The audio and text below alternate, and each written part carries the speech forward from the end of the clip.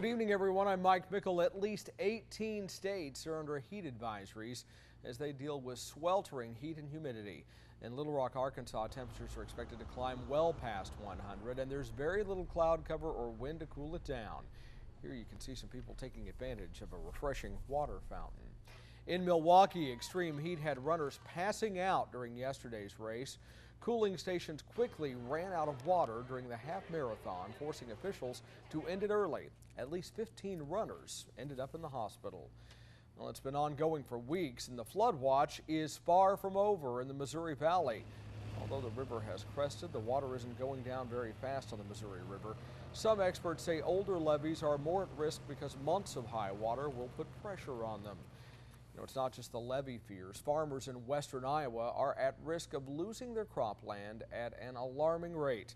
That's according to a report that just came out just 2 months before Missouri River waters wiped out hundreds of thousands of acres of farmland. Jonathan Athens from our affiliate KPTM shows us some Iowa farmers were losing ground before the flooding started.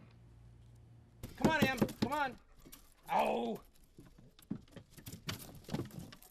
With the big rains that we have on occasion, we tend to lose more and more topsoil, and it just keeps making ditches bigger and taking that valuable topsoil down the river along with fertilizer and other inputs.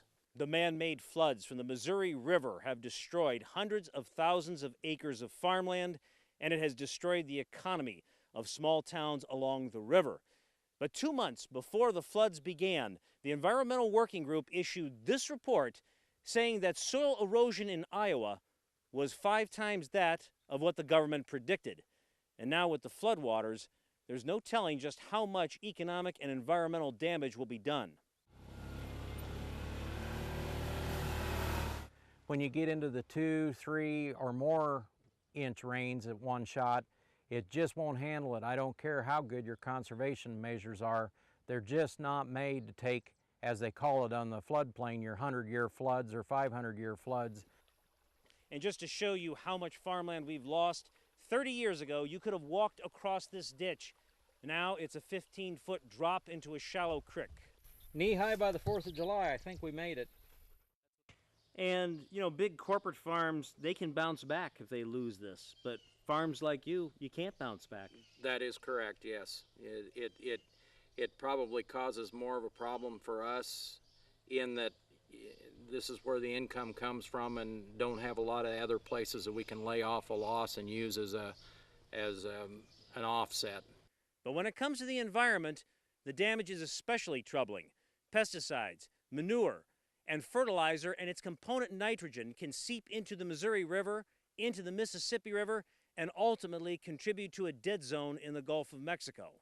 And given the political fight on Capitol Hill over the budget, the big question is, will the federal government continue to pursue policies that encourage farmers to have maximum crop yield, or will the government start encouraging farmers to conserve their precious land?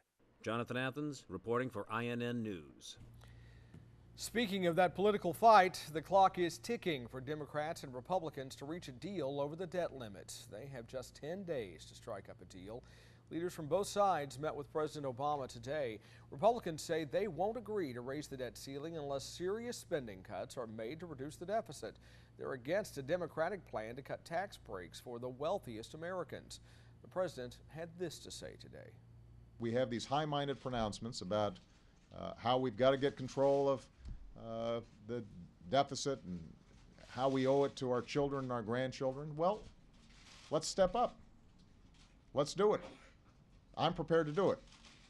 I'm prepared to take on significant heat from my party to get something done.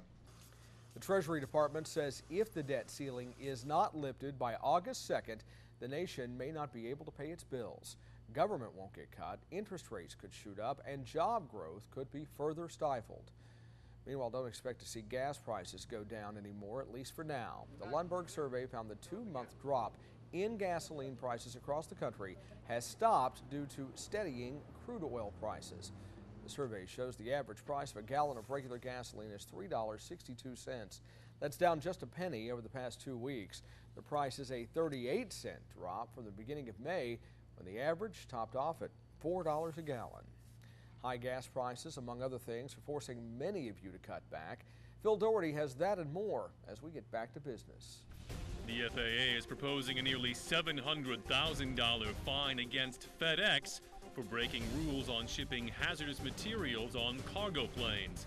An inspector audited a FedEx cargo facility in Connecticut 2 years ago. The audit found nearly 100 violations of federal hazmat regulations over 3 months. In most of them, the company failed to notify pilots of the nature, quantity, or weight of hazardous materials on their aircrafts. FedEx says all the violations were paperwork errors and posed no danger. Rumors are swirling about Apple and its new iPad. Bloggers say it will have a higher resolution screen that's twice the resolution of the current model. Other bloggers say, though, such a screen would make it too expensive. Some sort of announcement is expected in September. A new report shows people are reevaluating their daily purchases and finding ways to cut back. More than 1 in 5 has given up the morning habit of buying a cup of coffee, and almost twice as many have stopped buying bottled water, instead just refilling a bottle with tap water. The biggest saver? Generic products. 67% of Americans are buying more generic products than name brands. For Back to Business, I'm Phil Doherty. U.S. Defense Secretary Leon Panetta is in Iraq. Today he met with troops at Camp Victory. He reiterated that Iraq needs to crack down on armed factions that have been targeting American troops with Iranian-supplied weapons. Time for global news now. China has arrived as a world power. That's according to a top U.S. military official. Admiral Mike Mullen made the declaration at the start of a 4-day visit to Beijing. The U.S. chairman of the Joint Chiefs of Staff also encouraged cooperation on efforts to ensure stability on the Korean Peninsula and to tackle terrorism. Emergency crews in Russia have mounted a large rescue operation after a cruise ship sank. More than 100 are believed to be dead. The accident happened yesterday afternoon east of Moscow. The boat was carrying 182 passengers. 5 couples who suffered in the March 11th earthquake in Japan got married at an aquarium. About 100 relatives and friends gathered to celebrate the marriage of 5 couples from disaster-hit areas northeast of Japan. At the Theater for Dolphin shows, the couples said their vows and exchanged wedding rings. They were warmly congratulated by everyone and the dolphins. And that's your global news now. The Space Shuttle and International Space Station are docked for the last time. There had been concerns Atlantis and the ISS were on a collision course with space junk, but today NASA says it's no longer a threat. Everything indicates that the debris is going to be well clear of station. The latest total missed distance was around 18 kilometers, which is well outside our action block. So we're not going to take any action to move out of the way of this orbital debris. And it should clear us tomorrow with no issue at all. The shuttle crew will spend more than a week transferring equipment and supplies. This final shuttle mission is scheduled to last 12 days. Well, from the shuttle's final flight to one man reliving his flights of World War II. Next, we take you to the air as he turns back the clock and shares his stories. And getting back to the extreme heat and the damage the sun can cause. Things you may not know about sun protection when we come back.